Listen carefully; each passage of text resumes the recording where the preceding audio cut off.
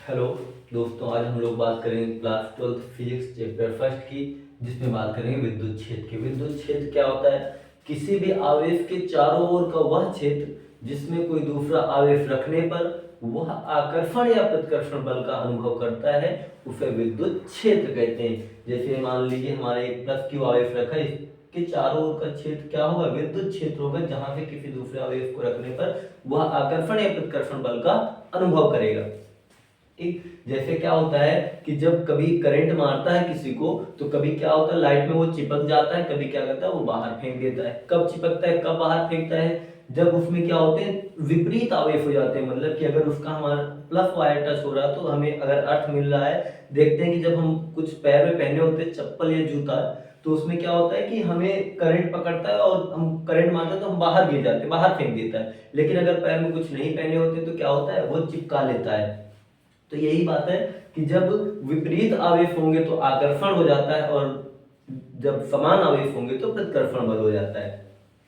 अगर बात करें कि विद्युत क्षेत्र रेखाएं, विद्युत क्षेत्र रेखाएं क्या होती हैं? कि विद्युत क्षेत्र रेखाएं एक काल्पनिक रेखाएं होती हैं जिसमें से या जो किसी आवेश के विद्युत क्षेत्र को प्रदर्शित करती हैं, उन्हें क्या बोलते हैं? विद्युत क्षेत्र रेखाएं बोलते हैं। इस तरीके से अपना अब अगर बात करें कि विद्युत क्षेत्र रेखाओं के गुण क्या हैं, तो ये विद्युत क्षेत्र रेखाओं के गुण क्या हैं कि ये हमेशा धन आवेश से चलकर ऋण आवेश पर खत्म हो जाती हैं।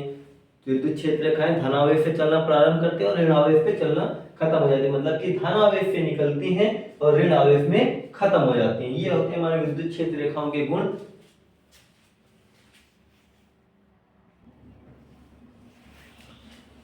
तो विद्युत क्षेत्र रेखाओं का एक गुण हमने पढ़ा कि विद्युत क्षेत्र रेखाएं हमेशा धन आवेश से चलकर ऋण आवेश पर खत्म हो जाती हैं, समाप्त हो जाती हैं।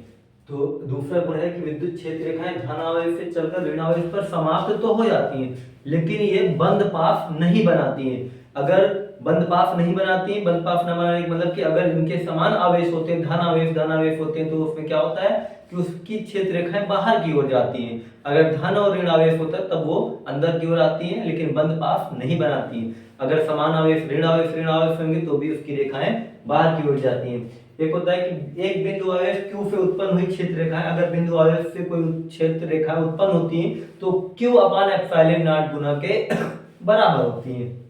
नेक्स्ट पॉइंट है हमारा कि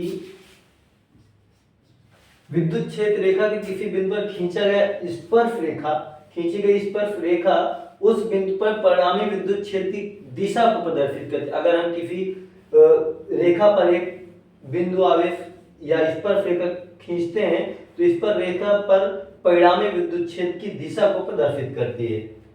ये हो गए हमारे।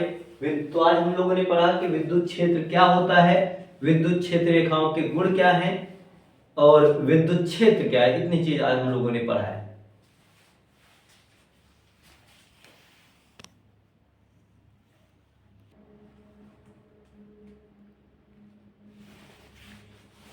तो हम लोग बात करेंगे विद्युत क्षेत्र की तीव्रता। तो विद्युत क्षेत्र की तीव्रता क्या होती है?